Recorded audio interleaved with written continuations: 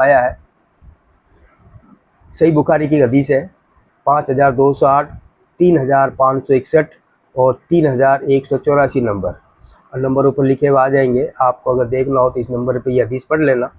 उस हदीस में जाबिर बिन अब्दुल्ला रज़ी अल्लाह ये फरमा रहे हैं कि हम अपनी बीवियों के साथ में अजल किया करते थे और कुरान उतर रहा था, नाजिल हो रहा था, मगर कभी भी इसकी ममानियत या मना नहीं आया।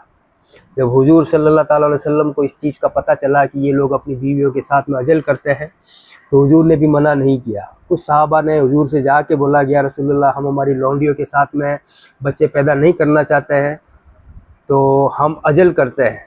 तो आपने फरमाया कि कर लिया करो, मगर जिस जान को दुनिया में आना है वो आके रहेगी। तो कई बार ऐसा होता भी है, हो जाते हैं बच्चे इतनी रोकथाम करने के बावजूद भी। अभी अजल तो उस ज़माने में था रोकना, आज के दौर के अंदर इस चीज़ को रोकने के लिए अल्लाह ने और आज के दौर के जो साइंस है उन लोगों ने निरोध बनाया। तो अब आपको निरोध के अंदर अगर आप ये इंटरकोर्स या सबो करते हो तो आपको डिस्चार्ज करने के लिए बाहर नहीं आना है, वो अंदर ही आपको पूरा सुकून देगा और आप उस निरोध की थैली को बाहर फेंक दो। ये तो हो गया अजल। अजल इस तरह से करो या उस तरह से करो, इससे बच्चों की रोकथाम होती है। फैमिली प्लानिंग के लिए आप ये कर सकते हो। ये उस ज़माने के अंदर लोगों को बच्चे पैदा करने की इसलिए ताकीद की जाती थी और ऐसे ख़ानदान में शादी करने के लिए भी बोला करते थे जिनके बच्चे ज़्यादा हों।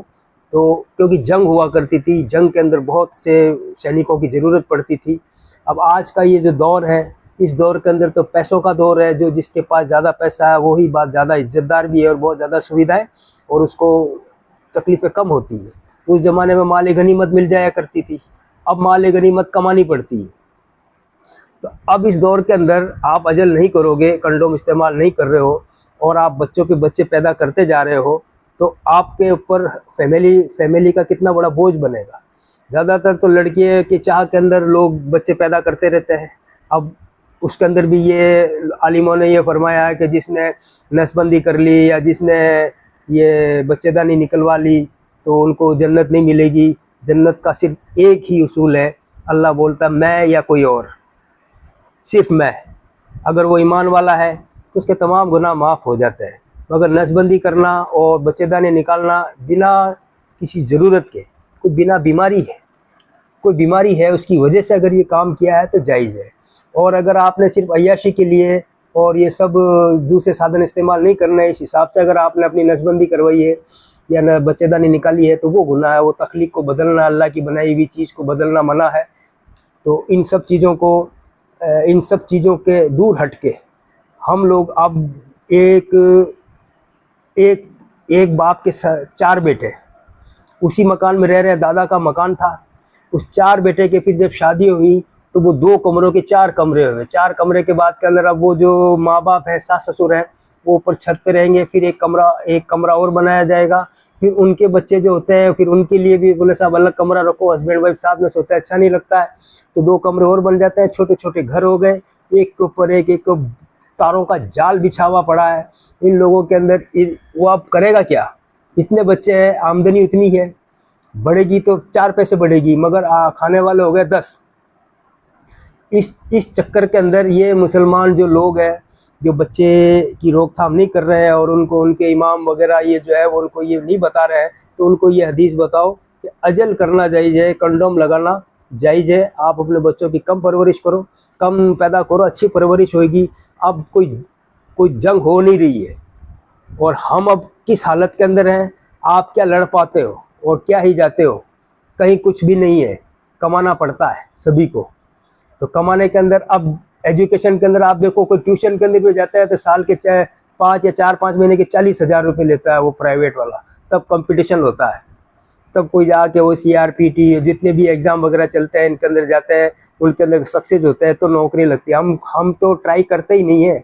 हमारा बाप ही कपड़े बेच रहा है तो उस दुकान के अंदर बेटा भी बैठेगा, दूसरा बेटा और दूसरे किसी और की दुकान पे, तीसरी और के। ये बच्चे जो बेटे पे बच्चे पैदा करते जा रहे हैं, ये लोग एक्चुअल के अंदर महाजन और बड़े बड़े रईस लोगों के फैक्ट्रियों में और दुकानों में नौकरियां करने के लिए गुलाम पैदा करते हैं। ये बड़ी खरी और बड़ी कड़वी बात है। हम लोग हम लोग हमारे बच्चों को एजुकेशन दे नहीं पाते तो वो टेबल के इस पार ही खड़ा रहेगा, उस पार तो वो बैठ भी नहीं पाता है, क्योंकि हमारी इतनी कैपेसिटी नहीं है कि हम उन लोगों को पढ़ा पाए। नाकाम भी हो गए तब भी आप उसको किसी तरह से कोई बिजनेस कारोबार नहीं कर पाओगे, तो उसको ये कहेंगे बचपन से काम सिखाना था इसको। अब वो छोटा मोटा कोई काम करता है, सीखते हैं धीरे धीरे, या महाजनों की नौकरी करते हैं, उस चक्कर के अंदर वो ऐसी जिंदगी जीते रहते हैं। बहनें बड़ी हो जाती है तो वो भाई कमाने लग जाता है, बहनों की शादी करो, फिर खुद के बच्चे बड़े हो जाते हैं, तो इसी दौर के अंदर वो चल बसता है। तो एक आयत और भी है कुरान शरीफ की कि मैं उन लोगों की हालत नहीं बदलता जो खुद अपना आप को बदलना नहीं चाहते। आज हम दुआएं करते रहें अल्लाह हमारी हालत ऐसी, हम खुद क्या करते हैं? हमारी सबसे बड़ी कमजोरी है हमारी खुद की आबादी। एक हदीस और भी है कि एक जमाना आएगा कि मेरी उम्मत को चारों तरफ से लोग चील कौवे की तरह नोच के खाएंगे। तो साहबा इकराम ने पूछा, या रसूलल्लाह क्या हम उस जमाने में कम होंगे? आपने फरमाया नहीं, बहुत बड़ी तादाद होगी आप लोगों की, मगर तुम दुनिया के अंदर इतने रच बस जाओगे कि जैसे एक समुद्र की झाग की तरह तुम्हारी तादाद होगी, मगर एक लहर आएगी और तुम्हें साफ कर जाएगी। अब ऐसी भीड़ का क्या मतलब जो ना तो लड़ने के काम आए, ना हिफाजत कर सके, ना ही अपना आप को किसी समाज के अंदर या किसी राजनीति या किसी सरकारी महकमे में हम अपने बच्चों को पहुंचा सकें। हमारे बच्चे खुद ही इनकार कर देते हैं, क्यों? कि उनकी जो 13-14 साल की एज होती है, जो उस वक्त के अंदर वो जो चाहते हैं, जैसे मोबाइल चाहेगा, मोटरसाइकिल चाहेगा, साइकिल चाहेगा, या अच्छे कपड़े चाहेगा, या अच्छी साइकिल चाहेगा कॉलेज जाने स्कूल जाने के लिए, तो हम उसको नहीं दे पाते हैं। तो वो खुद ही कहता है कि एक हकीर ज़िंदगी स्कूल में जाके और कॉलेजों में जाके चुपचाप खड़े रहने से तो अच्छा है, जो मेरे चाचा काम कर रहे हैं, वो कर रहे हैं, पैसा आ रहा है इनके, अच्छी ज़िंदगी जी रहे हैं ये लोग, तो मैं भी काम सीखूंगा, पैसा आ जाएंगे। और जो एक दफ़े पैसे कमाने में लग गया वो कभी नहीं पढ़ सकता, वो पढ़ ही नहीं सकता। ये एक बहुत बड़ी बात है, आप लोग इस चीज़ में समझो। अजल करना कोई गुनाह नहीं है, आप अपने बच्चों की परवरिश, बच्चों की पैदाइश कम करो, ये किसी भी हिस्से में आपको फ़ायदा नहीं दे रहा, ये सिर्फ नुकसान दे रहा है। मेरे आस पड़ोस के अंदर जो गैर मुस्लिम लोग रहते हैं, एक साहब थे, उनकी एक लड़की हुई, फिर उसकी एक और लड़की हुई, फिर उसके बाद बच्चे बंद करवा लिए। आज उसने अपनी कमाई से 2 मकान बनाए, 2 मकान में अपने दोनों दामादों को रखता है, दोनों के साथ में वो खुद भी रहता है कि ये मेरी बेटी है और ये मेरे दामाद है, ये भी मेरे बेटे ही है। ठीक इसी तरीके से हमारे पास में एक करोड़पति है, उसकी एक ही बेटा है। अब ये लोग कहते हैं अगर मर गया तो अल्लाह की जात से उम्मीद रखो, 2 बच्चे पैदा कर लो, अच्छी परवरिश करो। मजदूरों के पहाड़ों पे कोई काम तो कर नहीं रहे कि वो मर जाएंगे, और कितने रोज के बस एक नाउमीदी लगा रखी है कि अगर मर गए तो क्या होगा। ये जो रोज की जिंदगी, रोज जो मर रहे हो, गुलामियां कर करके, नौकरियां कर करके, इन लोगों के सुबह 10 से लेकर रात को 10 बजे तक खड़े रहते हैं, वहां पे उनके सामान बेचते रहते हैं, फिर कहीं जाके वो 500 रुपये हाजिरी देता है। अब उसके अंदर वो अपनी बीवी के भी खर्चे उठा रहा है, बच्चे की भी, माँ बाप की भी उठा रहा है, वो फिर अपने बच्चों को नहीं पढ़ा पाएगा। उसकी तमन्ना ये होगी कि मैं इसको एक पर्सनल दुकान लगा दूंगा। यहीं से हम गिरते चले जा रहे हैं। हम लोगों को सोचना, खुद को सोचना पड़ेगा। हमारे खुद के हालात को खुद सुधारेंगे तो अल्लाह हमारे हालात को सुधारेगा। अल्लाह ताला किसी कौम की नेमत को कभी नहीं छीनता जब तक कि वो अपने जीवों की बात ना बदल दे।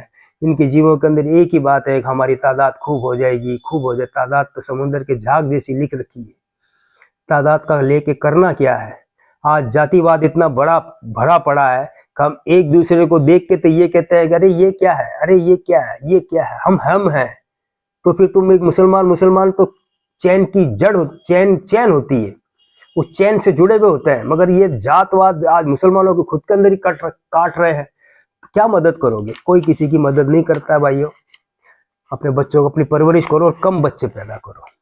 जिन जिन के भी 2-2 बच्चे हुए हैं, एक लड़का एक लड़की है, 2 लड़की है, 2 लड़कियां भी हैं, अल्लाह का शुक्र है।